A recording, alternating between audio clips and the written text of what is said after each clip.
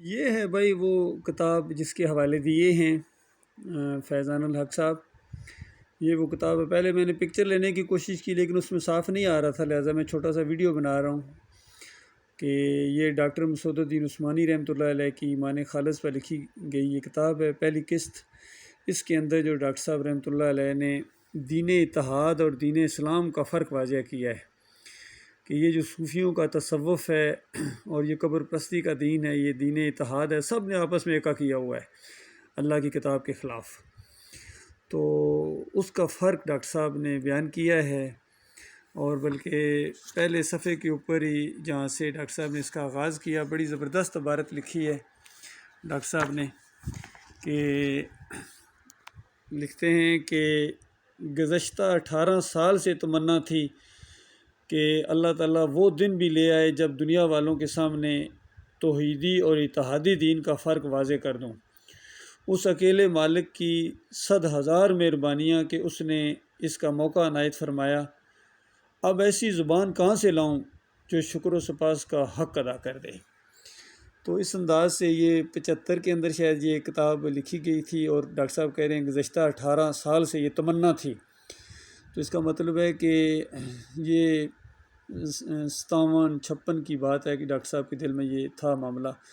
اور ایک اور بیان کے اندر ڈاکٹر صاحب کہتے ہیں میں 14 برس کا تھا جب میں نے اشرف علی تھانوی کی وہ کتاب پڑھی جس میں ایسی کفریہ شرکیہ باتیں تھیں. تو اس وقت مجھے کھٹکتی تھی کہ یہ اتنے بڑے کی امت ہو کے اس طرح کی باتیں کیوں کرتے ہیں. تو اب اس کے بعد یہ جو وہ والا صفحہ ہے جس کے اندر ان کا وہ پوری فہرست شائع کی گئی ہے، وہ میں آپ کے سامنے لاتا ہوں تاکہ اس کو بھی آپ اپنی آنکھوں سے دیکھیں اور پتہ چل جائے کہ ان لوگوں نے کون سی دین کی خدمت کی ہے. یہ کہتے ہیں ہمارے بزرگ گزرے ہیں، کل قیامت کے دن انہی کے بارے میں جنہوں نے کفر و شرک کی طرف انہوں نے ان کی رہنمائی کی ہے، کہیں گے کہ اگر تم نہ ہوتے تو ہم مومن ہوتے. تو کبھی کہیں گے یا اللہ ان کو ہمارے قبضے میں کر دے اور تاکہ ہم ان کو اپنے پاؤں کے نیچے رون دیے. ڈاکٹر صاحب دیکھیے حوالے کے ساتھ یہ باتیں کی، کوئی بات اپنی طرف سے نہیں کی، انہی کی کتابوں کے حوالے دیے گئے ہیں اور یہ ثابت کیا گیا ہے کہ یہ ان کی کتابیں ہیں، یہ ان کے عقیدے ہیں، اور ان کو لے کے تم کس طرح کامیابی حاصل کر سکتے ہو. تو یہ دیکھیے یہ کشف المحجوب کے حوالے ہیں، کشف المحجوب کے، پھر یہ انیس الارواح کے حوالے ہیں، پھر یہ ان کی کتابیں جو بھی انہوں نے لکھی ہیں، ان کے کارنامے ہیں، یہی ان کے کارنامے ہیں. اور یہ باجی بستامی کی ہیں، ان کی کتابوں کے حوالے ہیں.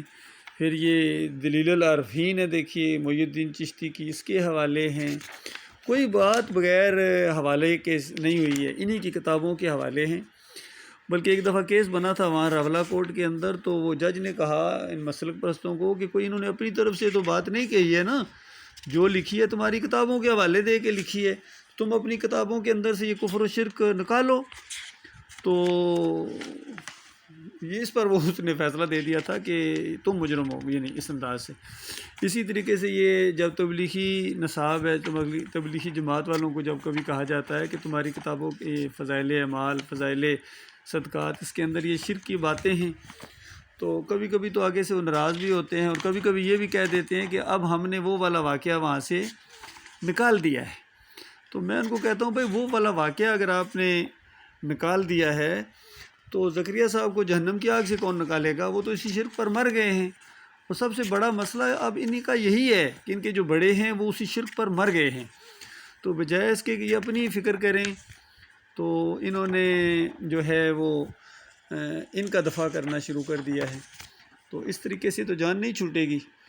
اس کا جواب بھی اللہ تعالیٰ نے سورہ نساء کے اندر دیا ہے کہ دیکھو آج دنیا کی زندگی میں تو تم نے ان کی یعنی حمایت کر لی، ان کی وکالت کر لی، کل قیامت کے دن ان کی وکالت کون کرے گا؟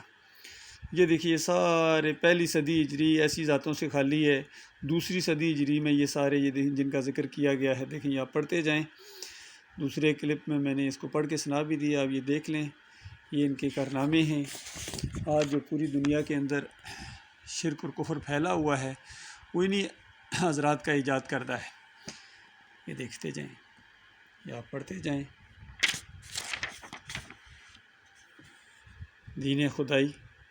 اسی لیے ڈاکٹر صاحب نے نیچے یہ تھوڑا سا تبصرہ کیا ہے کہ یہ سارے حضرات جن کا اوپر ذکر کیا گیا ہے دین اتحاد کے علمبردار تھے، اور آج جو دین اسلام کے نام سے اس دنیا میں پایا جاتا ہے، آج کا یعنی جو دین وہ انہی حضرات کا ایجاد کرتا ہے. قرآن و حدیث کے دین سے بالکل الگ، یکسر ممتاز دین بندگی کی بجائے دین خدائی. یعنی ایک تو وہ اسلام ہے جو قرآن و حدیث کا اسلام ہے، نبی علیہ السلام صحابہ کرام کا اسلام، اور ایک ان صوفیوں کا اسلام ہے. تو یہ والا جو اسلام ہے ان صوفیوں کا، بریلویوں کا، دیوبندیوں کا، اہل حدیثوں کا، سلفیوں کا، حنبلیوں کا، آج کے شافی، آج کے مالکی، اور یہ حنفی آج کے، یا حنیفی، یہ محمد حنیف نے بھی ایک گروہ بنایا ہے کیونکہ وہ بھی صوفیزم سے متاثر تھے. انہوں نے سجدہ تعظیمی ایجاد کر لیا کہ یہ سجدہ تعظیمی جو ہے یہ بالکل ہوا تھا. پورا خاندان یعقوب علیہ السلام جو ہیں وہ یوسف علیہ السلام کے سامنے سجدہ ریز ہو گئے. اندازہ لگائیے، سجدہ معروف سجدہ جس کو پہلے خود کفر و شرک کہتے رہے ہیں کہ یہ والا سجدہ رہا، یہ معروف سجدہ، گھٹنے جس میں ٹیکے جاتے ہیں، سوال ہی پیدا نہیں ہوتا ہے. یہ حبل اللہ کے اندر لکھی ہوئی عبارت ہے، کہتے ہیں سوال ہی پیدا نہیں ہوتا ہے، کسی بھی شریعت میں جائز نہیں ہے بلکہ حرام ہے اور خارج از امکان ہے، اس کا امکان بھی نہیں ہے. اور اس کے بعد 2017 میں آ کے انہوں نے اس کو عین ایمان کا، جو خارج از امکان تھا وہ آج ان کا عین ایمان بن گیا ہے. اور انہوں نے اپنی دعوت القرآن اندازہ لگائی، کتاب کا یعنی تفسیر کا نام کتنا پیارا، دعوت القرآن، قرآن کی دعوت. تو نتیجہ کیا نکلا؟ قرآن کی دعوت ان کے نزدیک یہ ہے کہ پورا خاندان، ایک نبی اپنے پورے خاندان کو لے کے دوسرے نبی کے سامنے سجدہ ریز ہو گیا. تو بتائیے یہ ان کی دعوت ہے، یہ قرآن کی دعوت ہے؟ قرآن ایسوں کو کافر کہتا ہے، مشرک کہتا ہے، بے ایمانو تم نے انبیاء کے اوپر الزام لگائے ہیں. اور اس کے بعد جب تمہیں مار پڑے گی نا کل قیامت کے دن، اللہ تعالیٰ عیسیٰ علیہ السلام سے پوچھیں گے. وہ عیسیٰ علیہ السلام کے اوپر بھی الزام لگایا گیا کہ انہوں نے یہ تعلیم دی تھی. اللہ تعالیٰ کہتا ہے ہم پوچھیں گے، اس طرح سارے نبیوں سے بھی پوچھیں گے، اور جس کو پوچھا گیا اس سے پوچھا جائے گا اچھا یہ تمہاری تعلیم تھی؟ تو اس کے بعد جو نیک لوگ ہوں گے وہ تو انکار کر دیں گے، اور جو کفر و شرک والے ہیں وہ پھنس جائیں گے. تو یہ دیکھیے یہاں یہ 110 صفحے کے اوپر بڑی زبردست بات ڈاکٹر صاحب نے لکھی ہے. یہ میں پڑھنا چاہ رہا تھا اپنے بھائیوں کے سامنے تاکہ پوری دنیا تک یہ بات پہنچے کہ ڈاکٹر صاحب نے کہا کہ آج یعنی جو کچھ ہونا تھا وہ ہو گیا. تو اب اگر اصلاح کا معاملہ اگر کسی نے کرنا ہے تو ہمیشہ اصلاح کے لیے پہلا قدم یہی رہا ہے کہ باطل عقائد پر سب سے پہلے ضرب لگائی جائے اور پوری طرح سے ان کا پول کھول ڈالا جائے. 13 سال کی مکی زندگی میں مشرکین عرب کا کوئی ایسا باطل عقیدہ نہیں تھا جس سے طرز یعنی جھگڑا نہ کیا گیا ہو، اور ایسے ہر عقیدے کی صفات یعنی اس کی گندگی، اس کا فساد واضح کر کے اس کی جگہ پر عقیدہ حق کی برکتوں سے روشناس کرایا گیا. اور جب ہجرت کے بعد مدینہ میں اہل کتاب سے سابقہ پیش آیا تو سورہ البقرہ، سورہ آل عمران، سورہ نساء، سورہ المائدہ کے ذریعے اہل کتاب کے عقائد کے تیا پانچا کر ڈالا گیا. آج بھی یہی کام ہونا چاہیے. یہ اتحاد ثلاثہ اگر پارا نہ کیا گیا تو یہ موجودہ بے آبروئی نہ جائے گی اور انجام کار جہنم کی آگ سے بچنا ممکن نہ ہو سکے گا. اس لیے وقت آ گیا ہے کہ کھول کر بے دھڑک اعلان کیا جائے کہ یہ دین اتحاد توحید قرآنی کا مقابلہ کرنے کے لیے ایجاد کیا گیا ہے، اور آج تک کوئی صوفی ایسا نہیں گزرا جو اتحادی نہ ہو.